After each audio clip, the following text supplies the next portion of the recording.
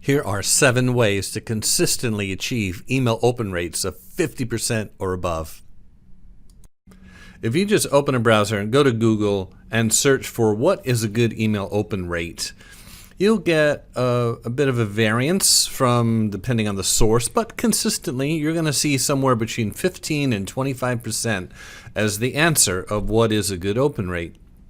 Campaign Monitor is a good source. MailChimp also publishes a lot of statistics. According to MailChimp, and they do this by industry, so you can kind of dial into what it is you're trying to do. But when it comes to wine and spirits, people trying to increase open rate and sell more product, I look at e-commerce and I look at the average. So according to MailChimp for e-commerce, a good open rate is 15.68%. And the average of all MailChimp users is about 21.3%. So if you're probably feeling pretty good about yourself if you fall into that 15 to 25% range. But what if I told you that you could consistently achieve 50% and above? That is definitely doable. And the reason I know this is my open rates are above that. My open rates consistently are in that 50 to 51% range after sending out tens of thousands of emails. And this video, I'm going to tell you exactly how to do it. And I just want to say, if your subscribers are happy with your content, which is what your email open rates are telling you, then they are far more likely to open your emails in the future. So this is definitely worth pursuing. Okay, so here's tip number 1. Allow only the people who want to be on your email list to be on your email list. I know this is a real struggle for a lot of you because you're thinking more is more. Well, more is not more. Open rates is what you want more of, not necessarily more people. It's not a numbers game. You want to make sure your email list is really hard to join and really easy to leave. So how do you make it hard to join? Use double opt-ins. Make sure people have to verify their email address and double opt in that they really want to be on it. Go out of your way to confirm that they want to be on it. And you want to make it really easy to leave. Make it easy for people to unsubscribe. Sometimes in the first line of your email, you might want to say something. You don't want to do this every time, but sometimes you may want to say, you're receiving this email because you're on my email list. If you would like to continue getting my emails, you don't have to do anything. If you want to take a break, just click here. You want people to get off your list if they don't really want to be on it. This is a little hard to get used to, but it is so worth it. Another thing you want to do is purge your email list regularly. Most of the email software providers will allow you to run reports about engagement so you can see who has not opened any of your last 3, 4, 5 emails. You need to go ahead and just delete those people yourself, okay? They're just cluttering up the works.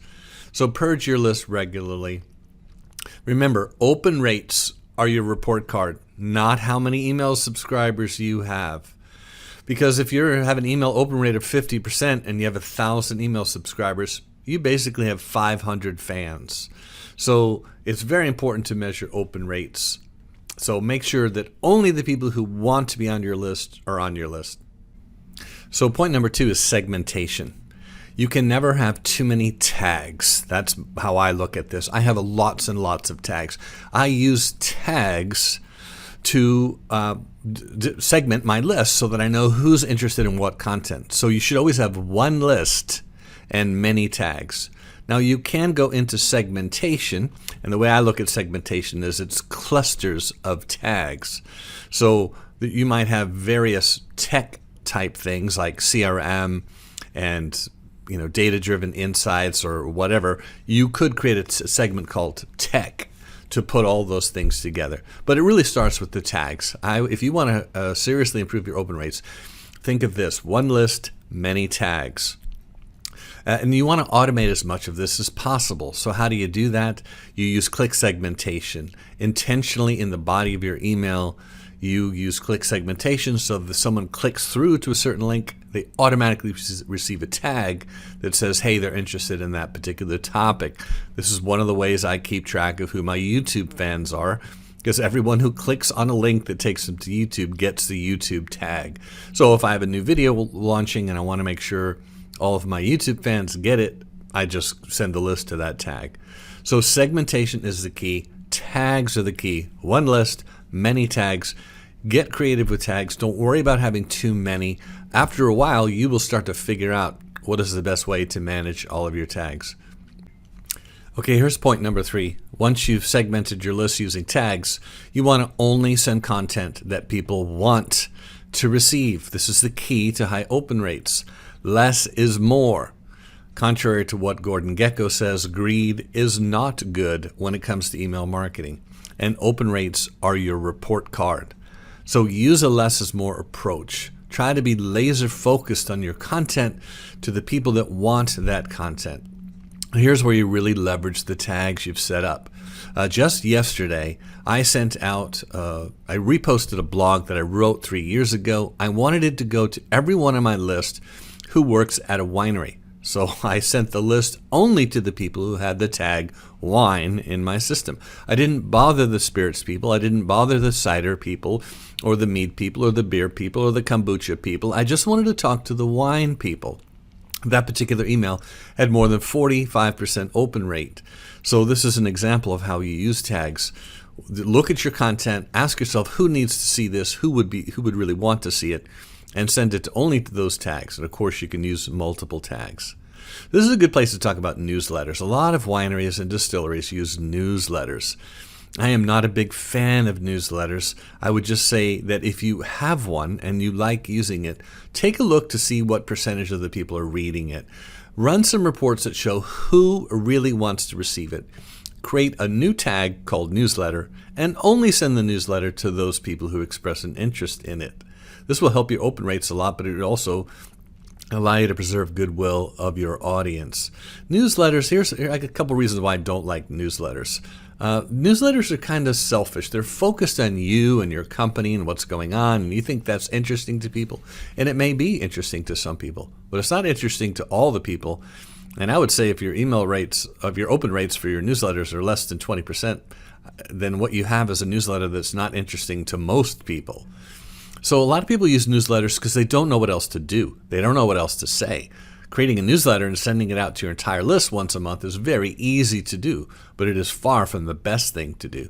You're not engaging your followers this way. It's certainly easier for you to write a newsletter than it is to write emails, to individual groups. Hey, just write one email to everyone and you're done, on to the next thing. This is a bad idea. In the early days of email marketing software, newsletters were good. People weren't fatigued yet on newsletters. People receiving emails from wineries, this was interesting and fun it was like being on the inside of what's going on. This is not the case anymore. There's newsletter fatigue, and you got to be really careful that you don't participate in that. So go ahead and have a newsletter. Just only send it to the people who want it. Another reason people use newsletters, it just feels like the right thing to do. Well, it feels like the right thing to do from your perspective, but probably not from the recipients of your email. So point number 3 is to only send content that people want to receive. Number 4, communicate in a one-to-one style. Now, if all you've ever done is newsletters, this is going to be very new to you. But I'm telling you, it is the game changer. If I could point to one thing that explains why I have 50 to 51% open rates consistently, it's this. I write to people as if I'm writing just to you. When I write, the style of how I write, the way I speak is to one person. Try this out. You'll find a big difference. If you're writing to a mass of people, you tend to use different language and a different tone than if you're writing to just one person. When people read my email, it feels like I'm writing just to them. And that's intentional. And it's sincere. I very often will say in my emails, please hit reply and tell me what you're thinking or ask me a question. And many people do, because it feels like I'm writing just to them. One person one time said, I know that 1,000 people are receiving this email, Ben, but it feels like you're writing just to me, so I'm responding to you. That's one of the best compliments I could have for my email marketing efforts. So writing to just one person takes a little practice, but boy, is it worth it. So keep the tone very friendly, not newsy, not like you're writing a press release. Keep it very, very friendly. Use your personalization. go ahead and use that more than once, not just in the hello, Darren. You may want to use the first name elsewhere in the email too. So these are just some tips. Another way is to keep the communication in a one-to-one style is to ask questions. Keep it conversational. Invite people to give feedback. This changes emails from a broadcast blast to a one-to-one communication. And I promise it will really help your open rate, because in the future, when people see your name in the inbox, they're going to want to open it because they want to see what you have to say. It's a pleasant experience for them. So practice the one-to-one style. Number 5, keep your emails brief. Now here's another one that's going to be very difficult if all you've ever done is write newsletters. This takes a lot of practice too. But here's the bottom line. Nobody reads long emails. If I open an email and I see a lot of writing that I'm going to have to read through, I just hit delete, or I skim it really, really fast. No one reads long emails. We're too busy. We're too overwhelmed with content. But if I open an email and it's just 2 or 3 lines, I'm going to read it. It won't take me very long, and so I'm not committing to anything that I don't have time for. But keeping your emails brief will have a dramatic impact on your open rates. And another way to achieve this is mostly text, very few images. I hardly ever put an image in my emails. I'm trying to communicate something important. A lot of times I'm trying to share a very relevant article, or I'm inviting people to sign up for something, or I'm alerting them to a new piece of content. And since I'm only sending it to the people who like that type of content, there's no need for me to sell them on it. I just wrote this new blog post on, how to get more click-through rates. Thought you'd be interested. So keep your emails brief. Will have a big impact on your open rates. Try it. You'll see. Now, number 6 is attention-grabbing subject lines. This is not new. Anyone who's been doing email marketing is familiar with this advice. Subject lines are hugely important on whether people are going to open your email. But if you have a long email and you're blasting to people and you're not keeping the content tightly focused, then you could have the best subject line in the world. Nobody's going to open it because they're like, oh, I'm not opening that guy's emails. They're just too long and they don't reply to me. So if you incorporate all those other tips with tip number 6, attention-grabbing subject lines, then you're going to really start to dial this in and have high open rates. People in the subject line, people want to know, why are you writing to me? What is it? You get to the point quickly. What's in it for me? Get the focus off yourself. They're asking, where is the value? Do I want to commit to this email? So practice your subject lines. Maybe even test a few subject lines.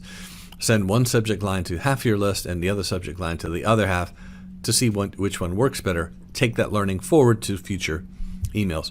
A couple of good examples are make sure the subject line perfectly reflects what's in the content of the email. So if I were going to send out an email announcing this video, I might say 7 ways to improve your open rate, or 7 ways to grow your email list this week, or 3 things you should never say to a customer. Make these really enticing and attention-getting. Takes practice. It is not for lazy people. You must be diligent and practice it, but the subject line makes a big difference. Number 7, don't wear out your welcome. People get fatigue. They get email fatigue. So you have to be careful not to send your emails out too frequently, not too often, but also not too seldom. If people haven't heard from you for several months, that's not good either. I like to think of this as being strategically random. It doesn't have to have a direct pattern. You could do it every single Friday at 7 a.m. You could do it every other Thursday. You could do it once a month. But I prefer strategically random. If I have something of value, I create the email and I send it to the people who have interest in that topic. If I don't, I just wait. Now, my growth of my business is very important to me, and my email list is one of the key ways that I communicate with my customers.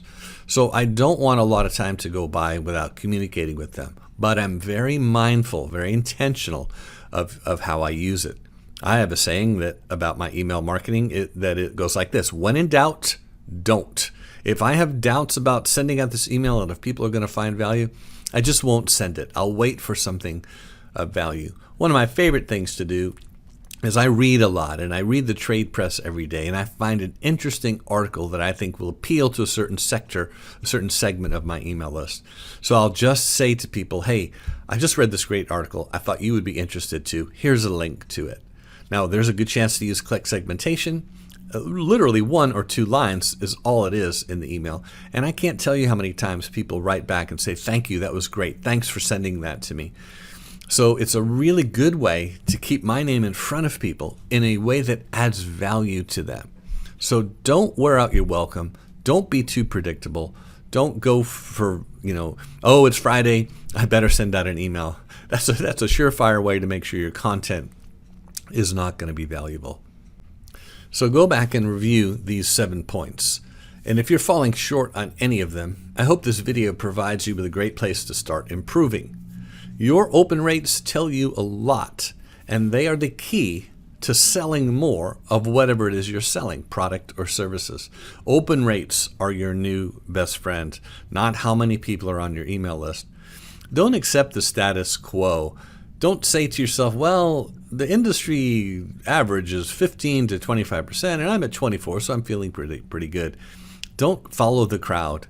If you accept what the crowd says is acceptable, you will never get any further than the crowd. And there is no more crowded space in the consumer product world than wine and spirits. It's just so crowded. So you've got to find ways to separate yourself from the masses. So observe the masses, but do the opposite.